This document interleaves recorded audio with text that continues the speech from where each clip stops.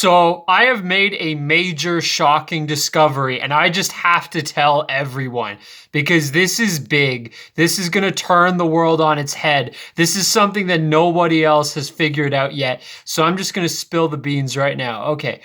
Unfortunately, YouTube has a lot of censorship, so I'm going to have to use code words for certain things. But okay, the big event that began in 2020, the big global event that was thought to have began in China, at a market in China, it turns out it actually began in northern Italy.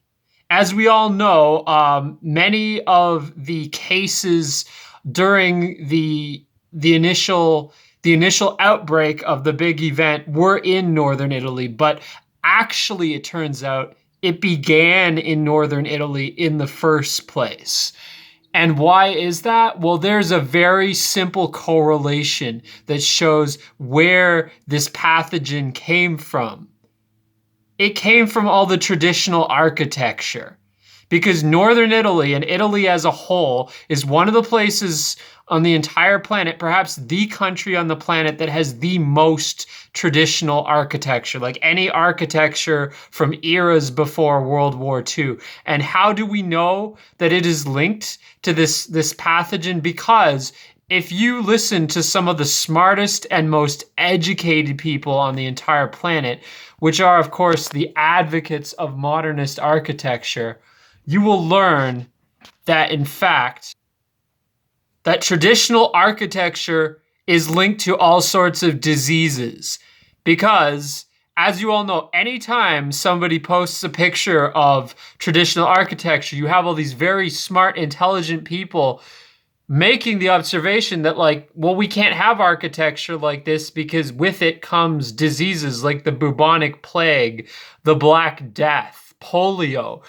You can't have one without the other. They're a package deal. You know, you can't have architecture like in Venice or Bologna or Florence or Verona or Bergamo or any of these cities in northern Italy, Milan, Turin, Genoa. You cannot have this kind of architecture without also having horrible diseases.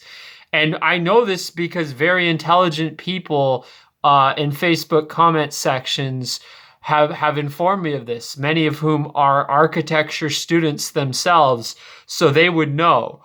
These people who are very big fans of modernist architecture, very intelligent people, they understand the correlation between traditional architecture and very old diseases, like diseases from the Middle Ages, because you can't have one without the other, right? Like, if you preserve the traditional architecture, it also inherently means that you're preserving the diseases along with it.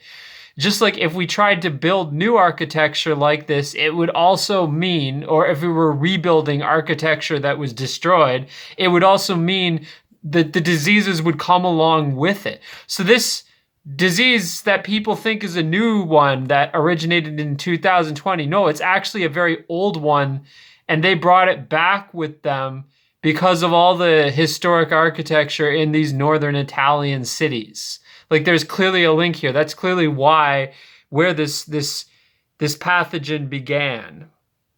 So, I mean, you all might be shocked at this, but I'm not, because it's a very, very obvious association, and very, very intelligent people have brought this up. So yes, it is traditional architecture that causes the spread of pathogens and diseases, because the two are just completely inseparable. You can't have one without the other. So that is the true cause of this pathogen that has ravaged the globe over the past few years.